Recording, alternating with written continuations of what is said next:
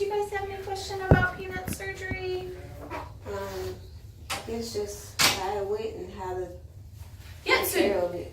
so his surgery went great and his anesthesia went great.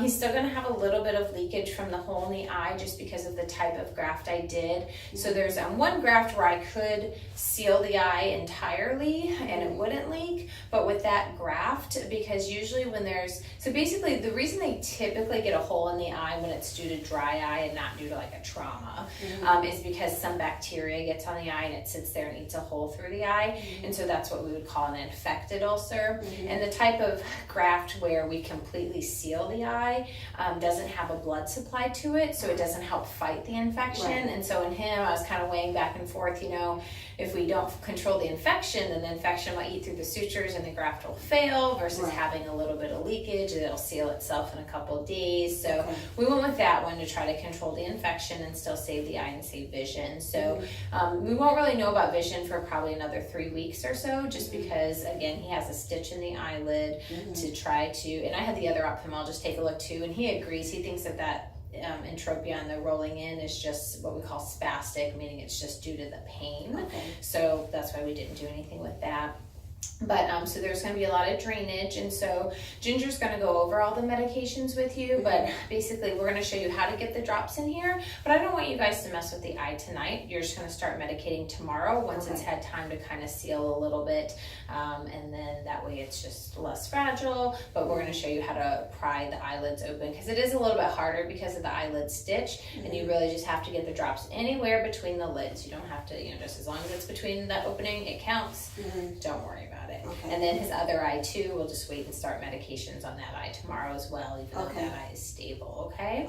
So we're going to see him back next week. Hopefully he'll be more comfortable holding the eye more open, and I'll get a better look and appreciation for vision and how things are going.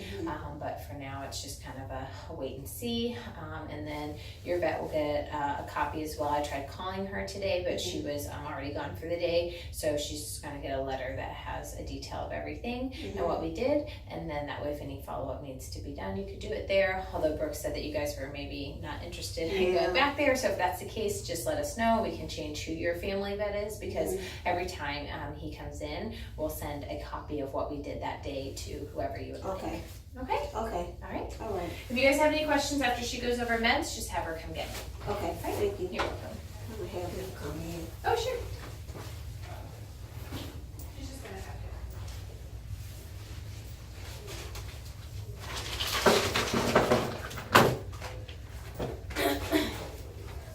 She was going to tell us about the medications. How to, Let me get them in order. It was gonna be on 8 medications, okay?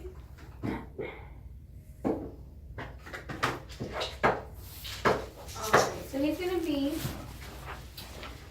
here you go. I know it's a lot of information she gave you, so they put the diagnosis up here so y'all know what's going on, okay? She also did a summary of everything y'all talked about, and also what she did, okay? So right here it says restrict activity to small area for about 2 weeks. Monitor for increased redness. Don't worry too much about that because he had surgery, so you're going to see that, okay? He's going to have the squinting. He's not going to want you to mess with it also because he just had surgery. You might see some cloudiness and discharge, or it might seem like loss of vision because he's going to run into everything. So don't worry about that too much the first week. We're going to see you in 1 week. After that first week, then we'll start worrying about that, okay? It's just a template that we can't take off, okay? So we're going to be on drops. She put, please use topical medications, eye drops, and oral medications as described. This will help control pain and infection. So wait 5 minutes between eye drops, and if he's on ointments also, after all drops have been administered, okay? We're going to keep that cone on at all times because sutures are thinner than a human hair. We don't want him popping open.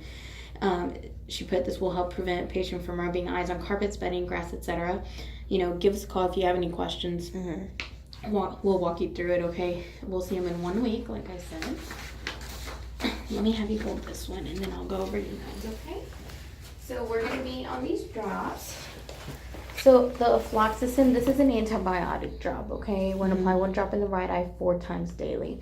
Now, it doesn't have to be 4 times in 24 hours.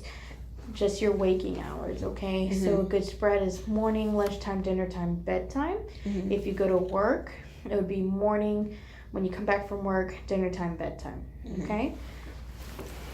And then flubiprofen, it's this one. It's an anti-inflammatory. We're going to apply one drop in the right eye 2 times daily, so morning and night. And then tropicamide, sorry, I'm losing my voice.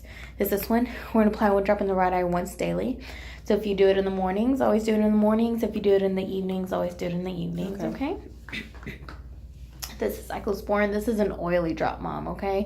This is going to help with his tear production.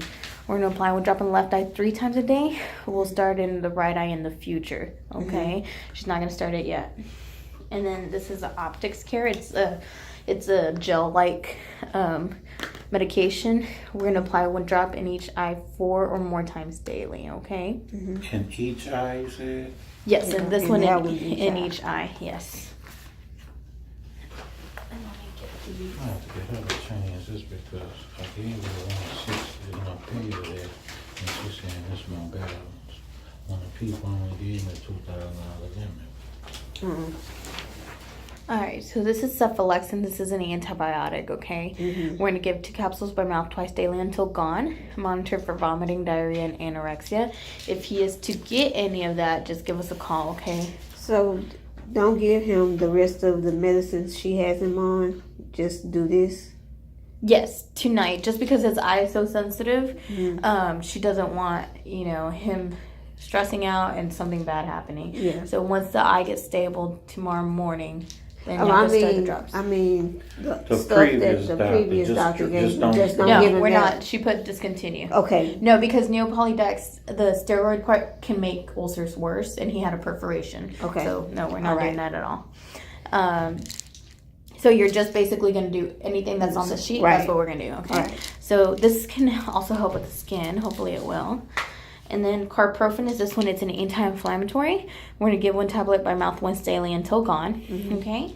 And then this is tramadol, okay? It's a pain for him. Give 1 to 2 tablets orally every 8 to 12 hours as needed for pain, okay? Now, he had an IV pain injection before going into surgery. But if you feel like he's more painful when you get home, you can start the tramadol, okay? It won't counteract, Okay. even though they're 2 different pain medications, alright? All right. Do you have any questions for me? No, that's it. You got any questions? I got a question for Bill, and And so with the drops, she did tell y'all not to do the drops tonight. Yeah, she said Okay, that good. tonight. Do it tomorrow, okay? And I'm gonna show y'all how to do that, okay? Okay. And I'll be right with you.